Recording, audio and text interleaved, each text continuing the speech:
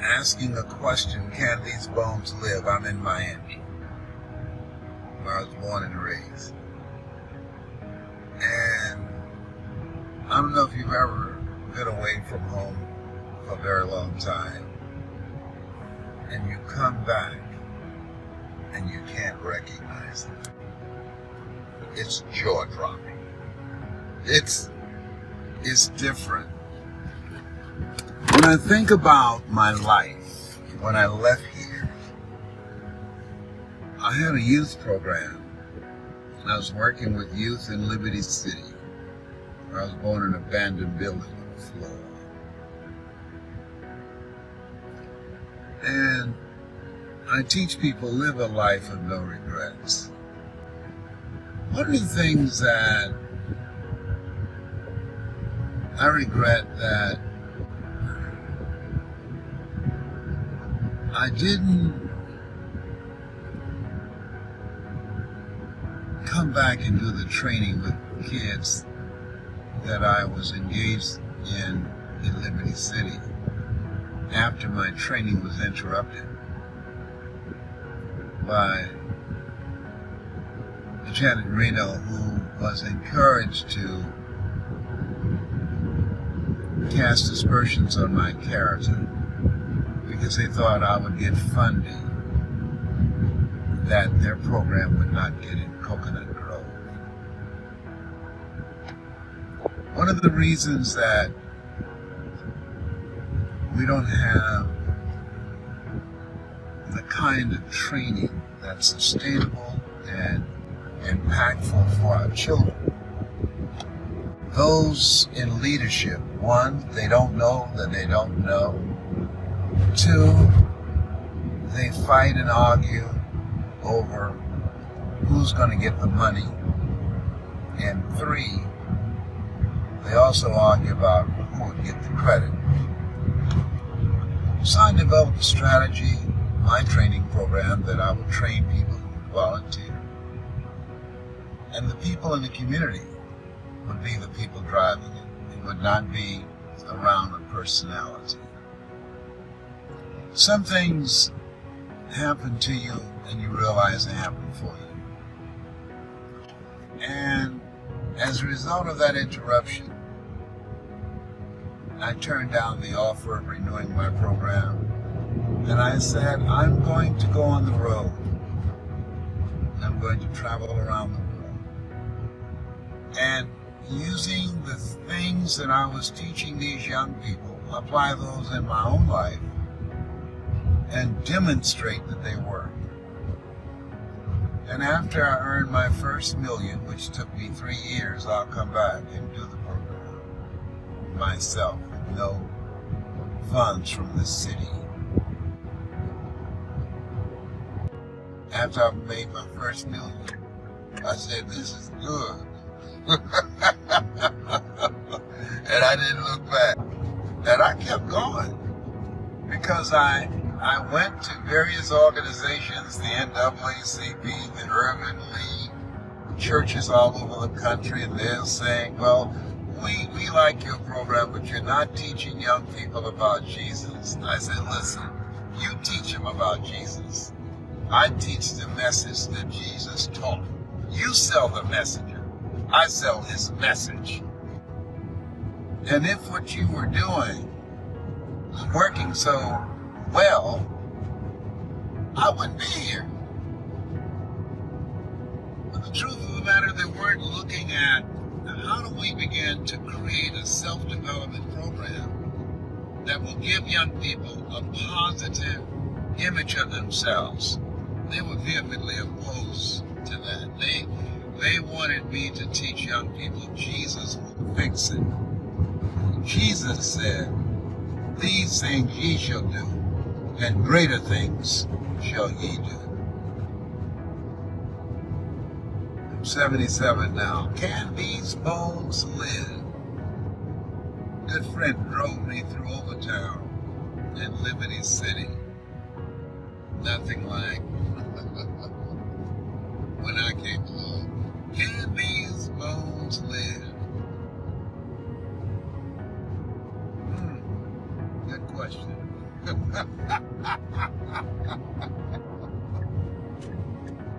question. Can these bones live? The powers that be ran an expressway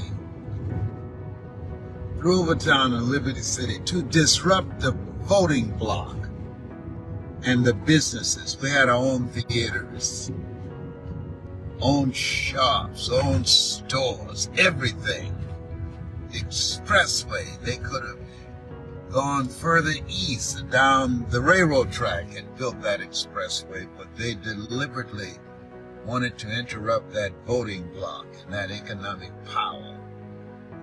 Black Wall Street didn't just take place in Oklahoma. No.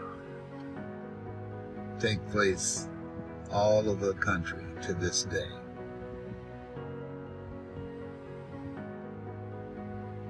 Here's what I know. At 77,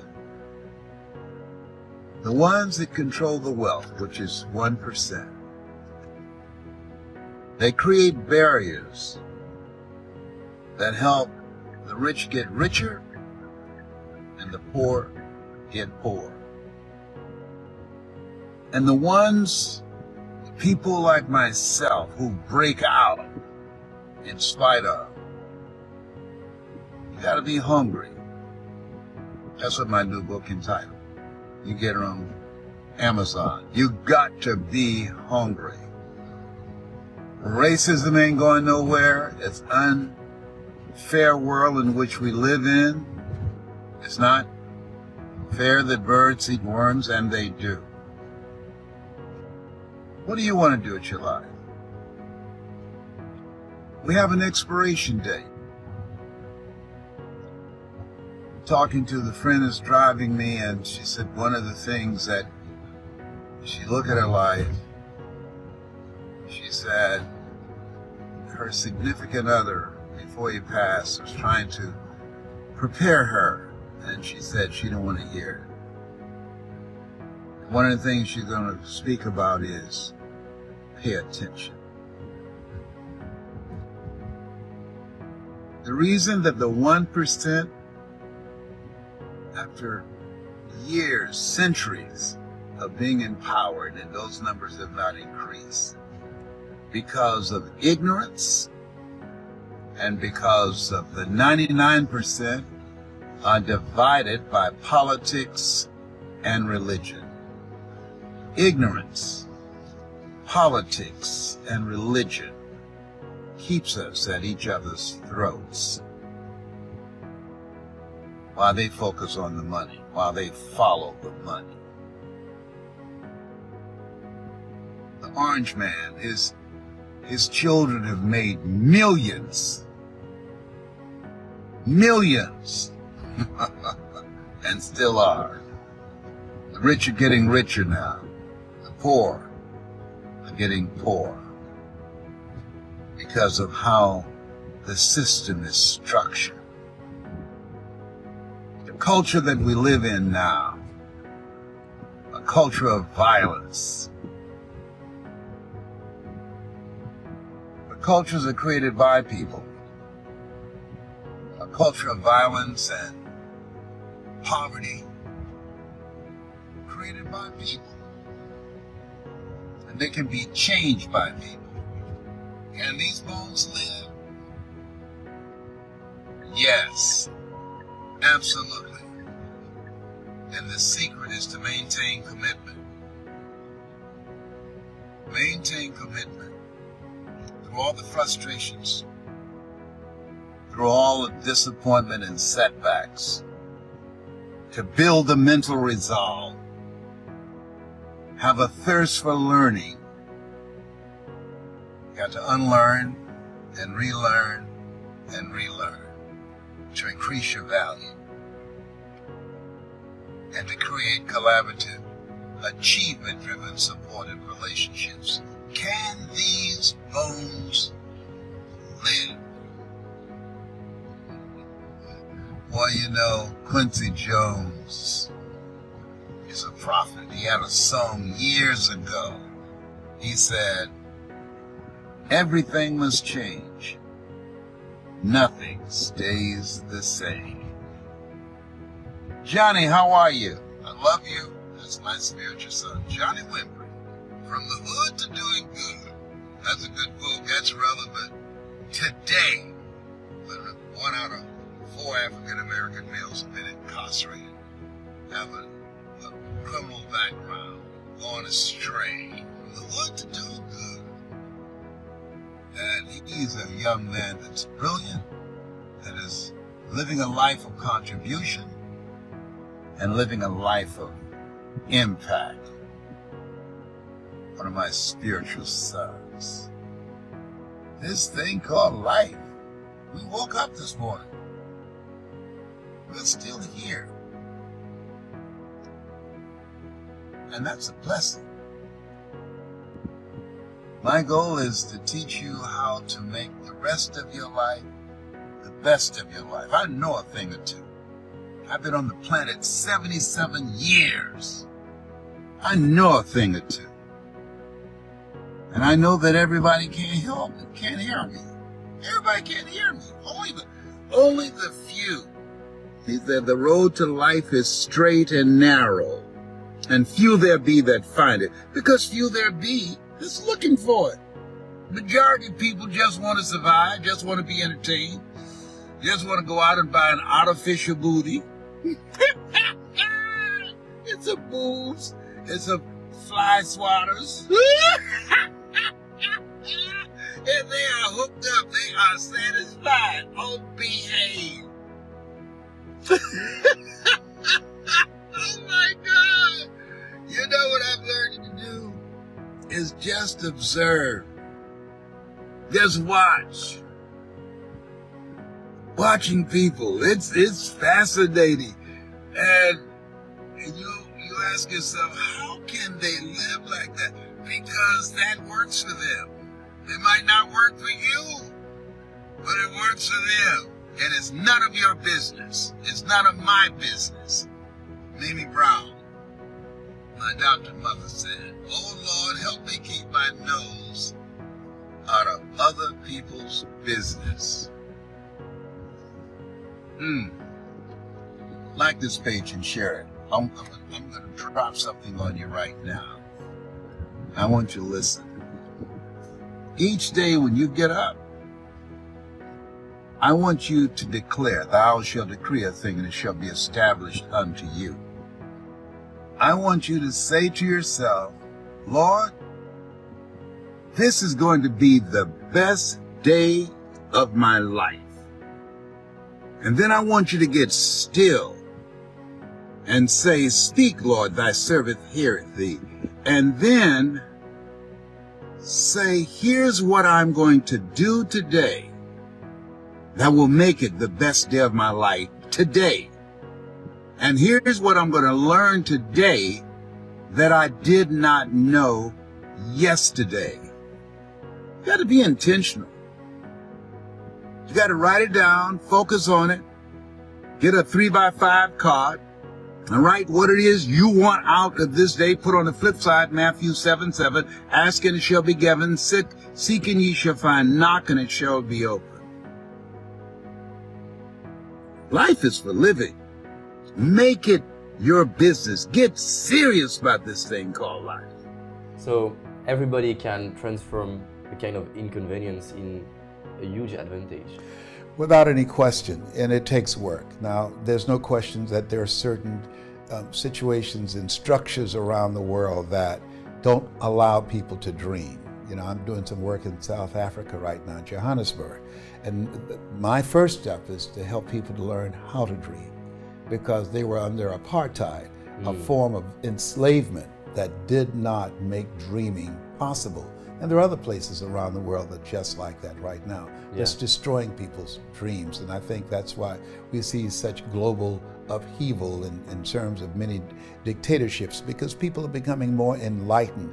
In 2007, Time magazine recognized the computer of the person of the year. And the reason it did, because it gives everyday people access to information that they never had before. And so now people, with that access of information, becoming more enlightened, and it's causing a great deal of disturbance with various types of governments around the world.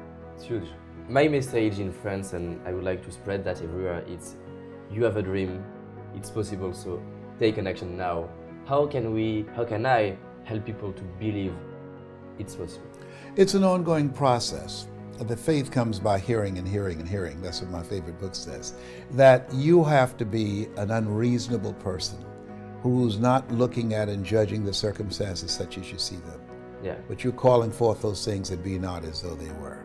And if you read the book called Change or Die by David Dushman, I will do. he said there's a person who is an unreasonable person who brings a message that it's possible and repeat that message. And there are people who hear that message who are able to relate to it and identify with it. And then they begin to move from and develop a whole approach to life with that new level of enlightenment, that as he speaks or she speaks, it begin to give people a vision of themselves beyond their circumstances and their mental conditioning, and challenging them to begin to embrace some habits that cause them to make some new choices that will help them to carve out and become the architect of their future, as opposed to becoming volunteer victims. Great. You do a lot of speeches Yes. all around the world, and you are not the only speaker. A lot of speakers. So, according to you, I'm why- a trainer. Yeah. I'm known as a speaker, but my gifting is I started out as a trainer, As a teaching people how to live their dreams, Yeah. teaching them how to use their voice and their story and leverage their knowledge to go from being local to being global. Yeah, That's what I my understand. gifting is in. So, as a trainer, why there are some speaker or trainer who give only a kind of information at the end? You say, "Oh, it's interesting," and other speakers like you, according to me, and you feel something, and you're not thinking about, "Oh, it's interesting," but I can do that. I want to take an action. I want to change something in my life. I don't know if it was interesting, but I will change something in my life.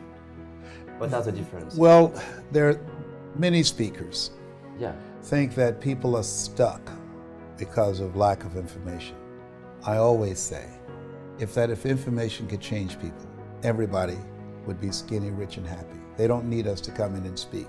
They can go online, they can Google the information. So information alone cannot create transformation. That in order to change human behavior, you have to create a significant emotional event. The materials that I provide, the training that I provide, Yeah. is designed to impact a person's mind, their heart, and their spirit. And so the goal is to distract, dispute, and inspire, to interrupt their story. How people live their lives is a result of the story they believe about themselves. So when I'm training speakers, I teach them how to become a strategic, experiential storyteller. Be strategic on how they use their story. You never make a point without a story, and you never tell a story without a point. And experiential, because Oliver Wendell Holmes said that once a man or woman's mind has been expanded with an idea, concept, or experience, Yeah. it could never be satisfied to going back to where it was. And so when you take that approach to change how they think and what they feel, then you now have positioned yourself to begin to create a thirst. There's no saying you can take a horse to the water, but you can't make it drink.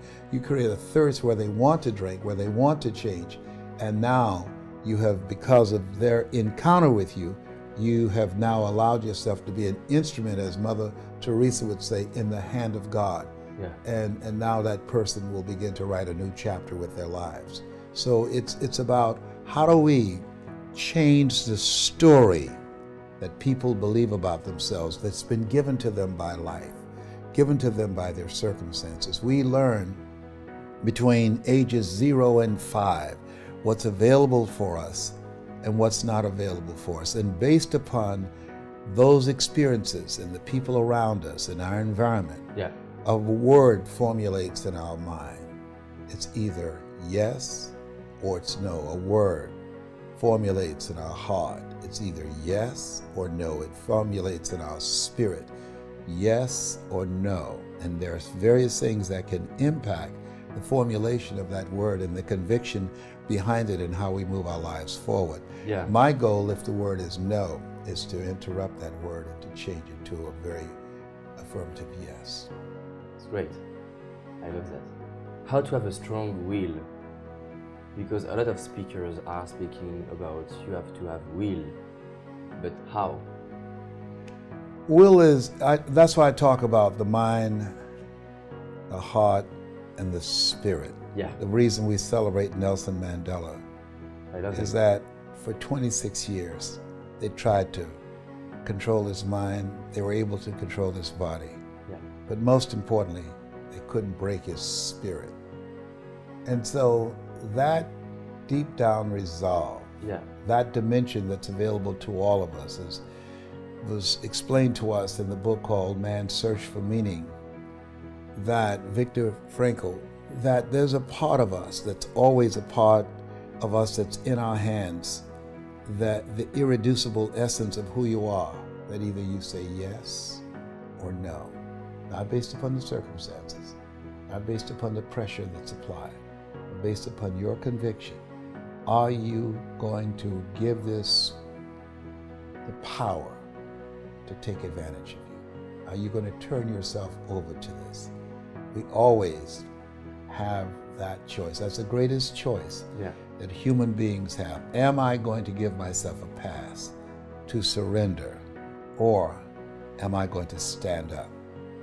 I remember telling a story when I produced my first PBS special in public television of a man who came by a house and there were people on the porch talking, and there was a dog moaning and groaning. The guy was curious, and he went back and he asked the owner, "Why is this dog moaning and groaning?" And the owner said, "Because he's lying on a nail." Yeah. The guy said, "Well, why won't he just get off?"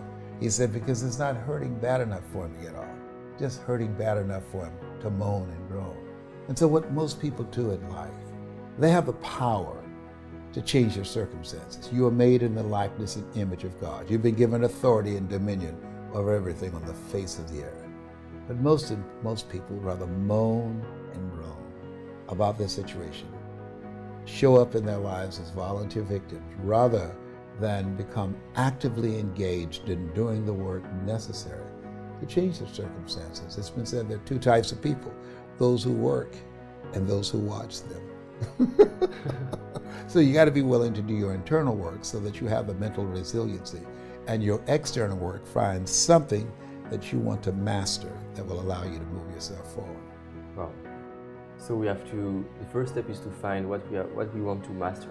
Why are you here? What's your reason for being? Why do you get up in the morning? Most people don't have a clue. Pay the bills, keep a roof over your head.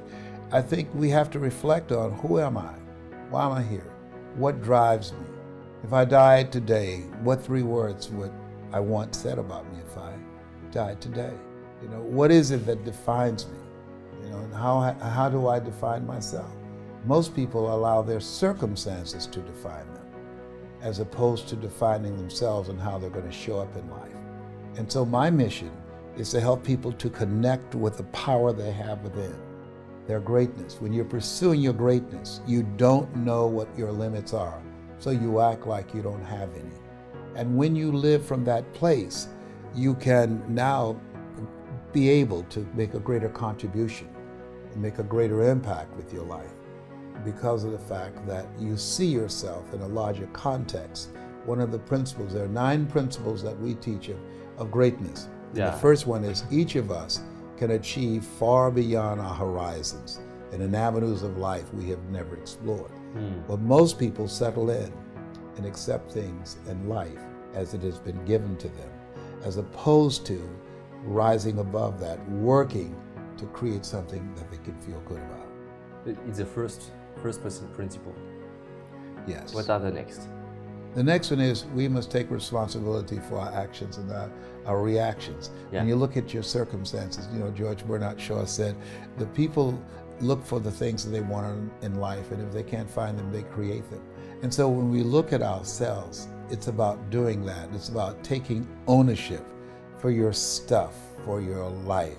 And one of the things I emphasize, that changing is not easy, that changing your life, changing habits, reinventing yourself, Yeah. picking yourself up after life has knocked you flat on your back. I've got to say, when life knocked you down, try and land on your back, because if you can look up, you could get up. Well, that sounds cute, but that's not easy. When I was diagnosed with prostate cancer 17 years ago, that first time that happened, I said, hey, I can handle this. Then when it came back a year later, last year, 17 years later, and this time it metastasized to 7 areas of my body and ate 40% of my T1 vertebrae. Now the stakes are higher. It's this life saying, okay, Mr. Motivator, you beat cancer the first time. What you gonna do now? I started laughing. When the doctor told me, he said, why are you laughing? Are you in denial? I said, no. I said, I feel like Mother Teresa. He said, what do you mean? She said, Lord, I know you know how much I can bear. I just wish you to have so much confidence in me. I said, the stakes are higher. So I've got to dig in and got to fight more, because at the end of the day, life is a fight for territory. And once you stop fighting for what you want, what you don't want will automatically take over. And so it's a fight, it's a challenge in life every day. And what we have to do is embrace it. What we have to do is see it as a project to be worked on. I read something once that I live by. It said, in life, you will always be faced with a series of God-ordained opportunities, brilliantly disguised as problems and challenges. And so I see even cancer as a gift, as a God-ordained opportunity. It's a kind of test for you to improve It's a yourself. test, right? No test, no testimony. Yes. Wow. And so you have to be willing to step up and handle it. Anybody can have faith, David. If the bills are paid, if they have their health, the marriage is working out fine, the children acting like they have good sense, they have a lot of money in the bank, a lot Everything of is perfect. investment. Anybody can have faith under those circumstances. The true challenge of faith is when life knocks on the door. True challenge when you lose your health, or something happens to someone you care about, or you lose your wealth, or some tragedy happens to you. All of us over the next year will experience at least 3 tragedies. We will experience it personally or someone we care about. Charles Udall said in life, he said, things will happen around you and things will happen to you. But the only things that really count are the things that happen in you. And that's where, that's our domain. That's where we have the control. Yeah, we choose the answer. Yes, we did too. And we choose how we're going to respond to this. Will I allow this to get the best of me? Will I allow this to stop me? Am I going to surrender to this? Will I give myself a pass? Will I wimp out on myself? That's always a choice. I love that. In the speech, just before you said a sentence that I love, can you repeat it about the fact that when it's hard? If you do what is easy. Yeah, I love that. Giving yourself a pass, giving yourself permission to stop. If you do what is easy, your life will be hard. But if you do what is hard, your life will be easy.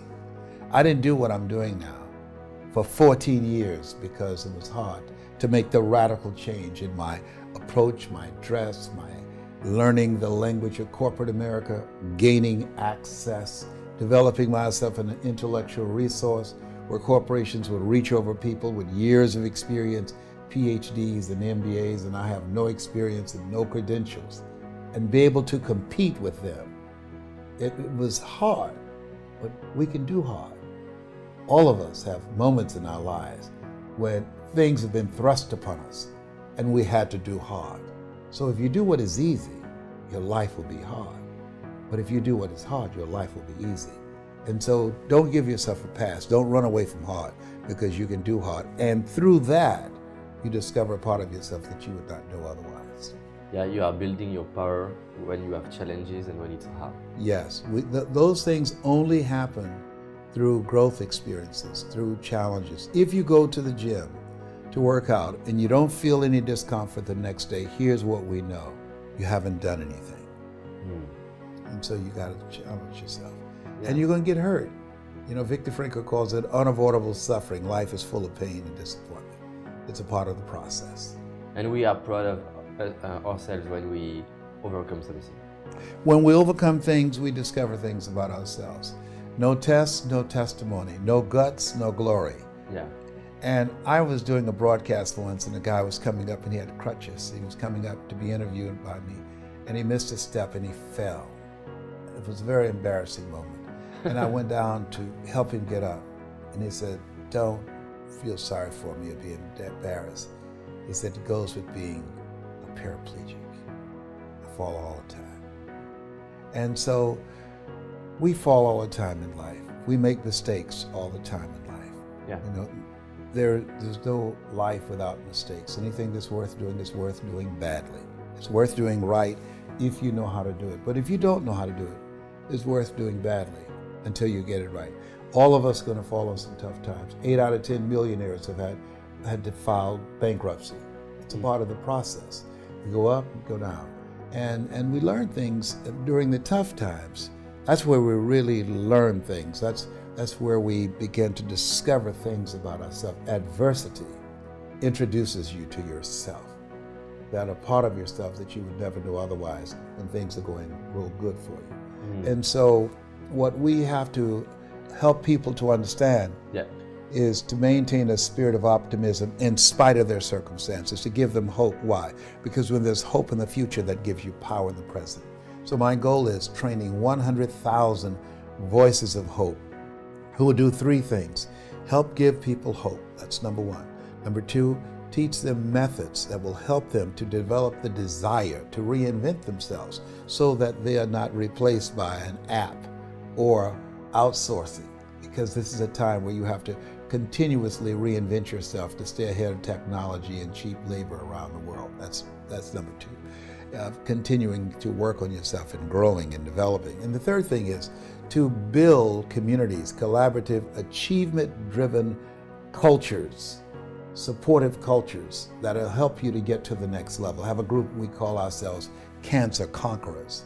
And so one goose can fly 75% further in formation with other geese than he could ever fly by himself. So if you got 100,000 voices giving people hope, that's number 1. Number 2, encouraging them to develop their capacity, their skill set. There's no shortage of opportunity.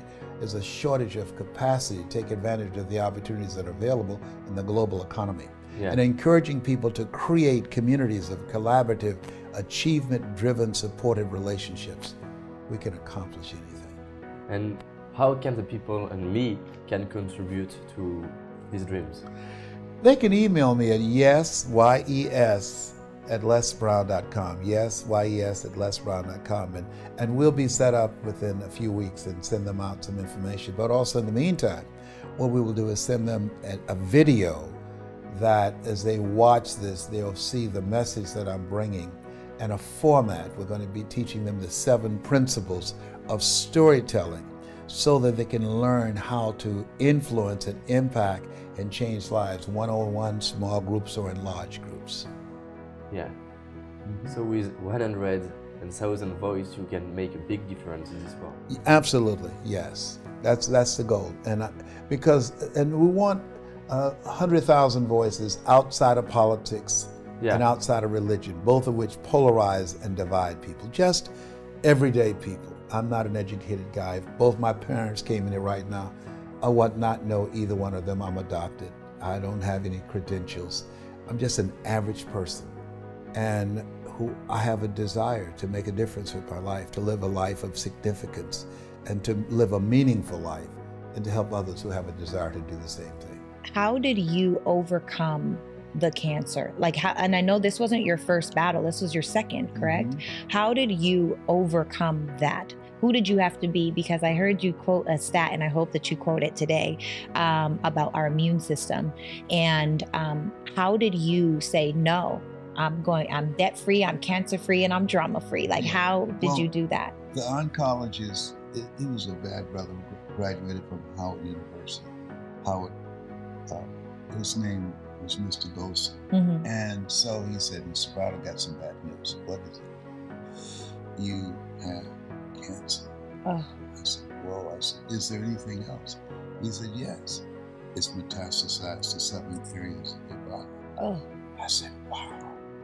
He said, why are you smiling? I said, man, 7 is my lucky number. Wow. I'm one of 7 children. I was born February the 17th. Joshua marched around the walls of Jericho 7 times. Naaman dipped himself in the river Jordan 7 times. I said, is there anything else? He said, yes. I said, what? He said, and you're ugly too.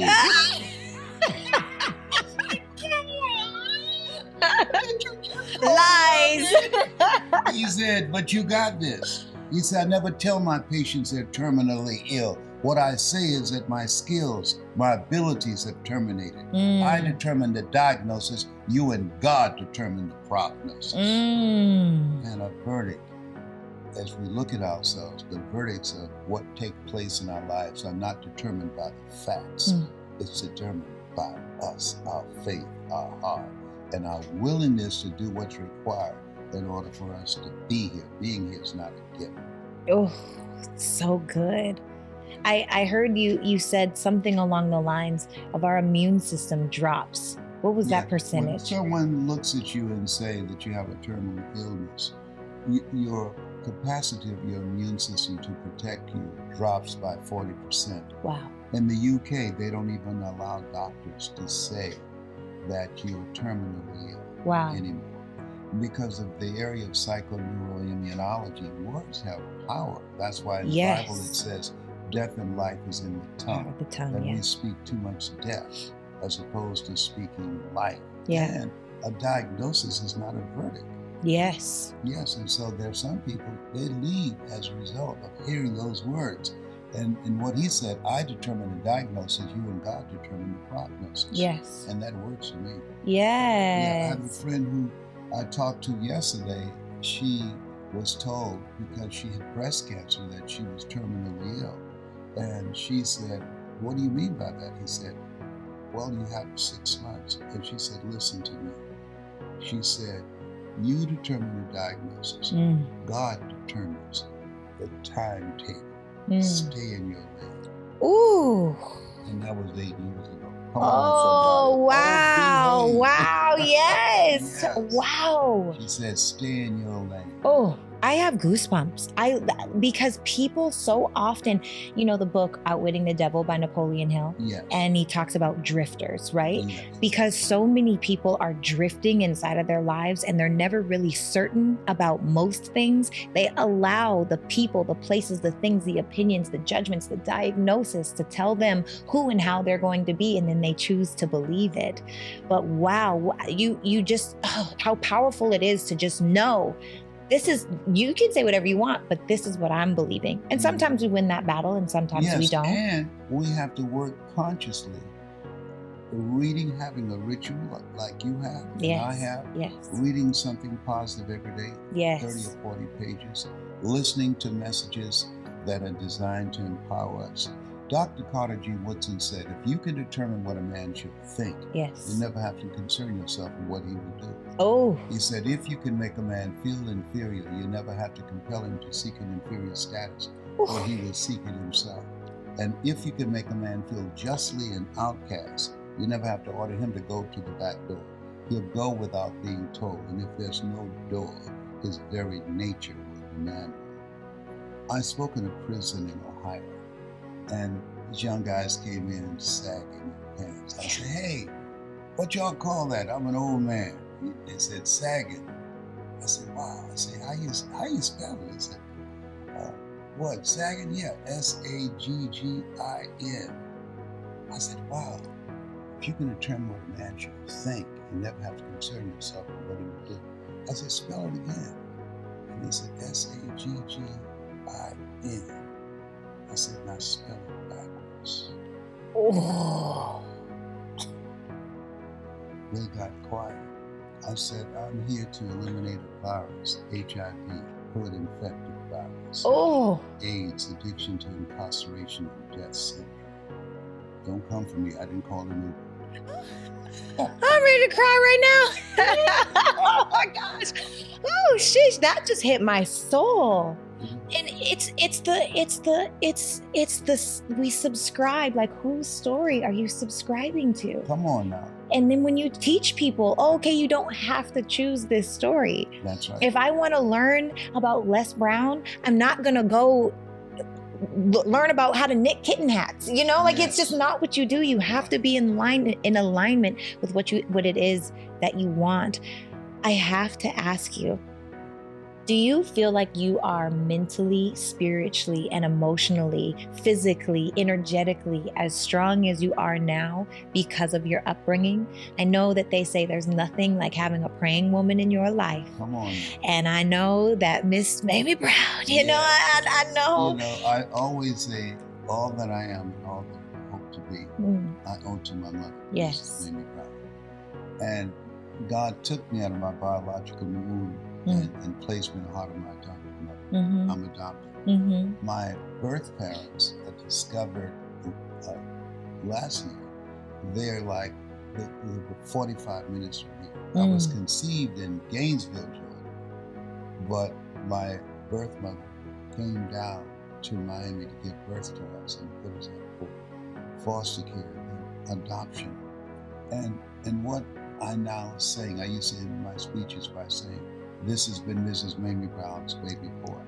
My birth mother's name is Dorothy Bell Rucker. She was a motivational speaker. And they have a museum for my grandmother. Her name is Beulah Rucker.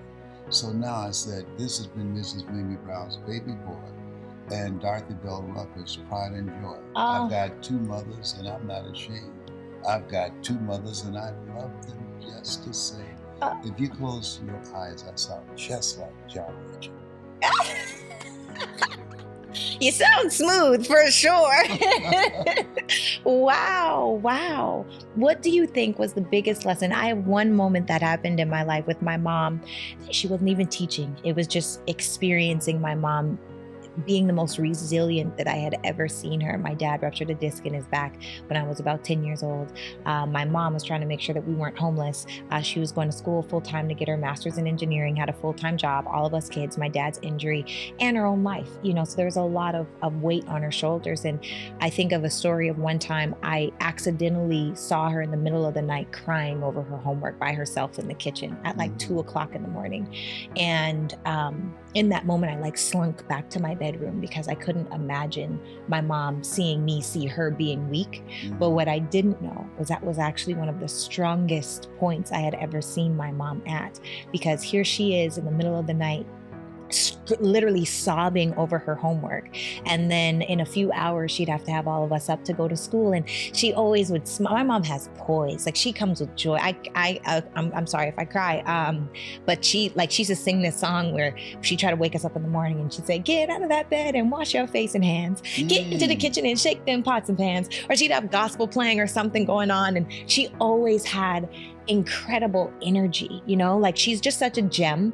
And I've heard a lot of gems about your mom, and Mrs. Mamie Brown. I heard through your story, but do you have a story like that where it was literally like, this is the moment that I understand resilience, not because of what I read in a book or heard in a story, but because I experienced it with this person? Oh, absolutely. It was a deciding point in my life.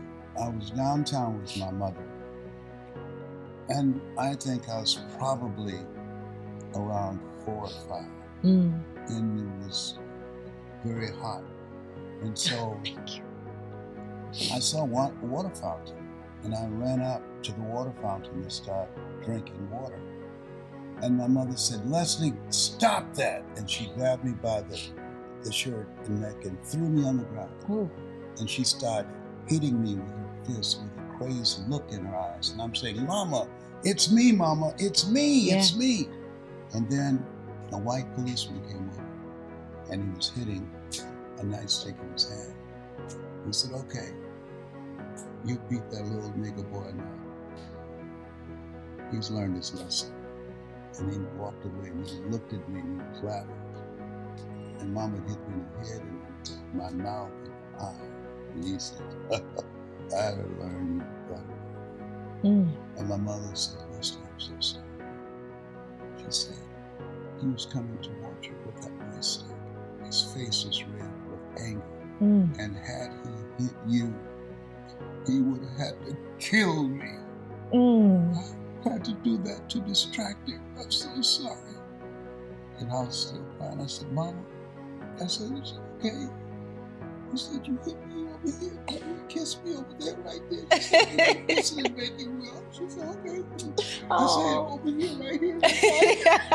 And then we both started laughing and crying at the same time. But she put herself in a position. She had to decide that if this man hits my son, he will have to kill me. And she said, that said to me, she's willing to die for me. Yes. And it taught me the value of courage. The Bible says, be of good courage.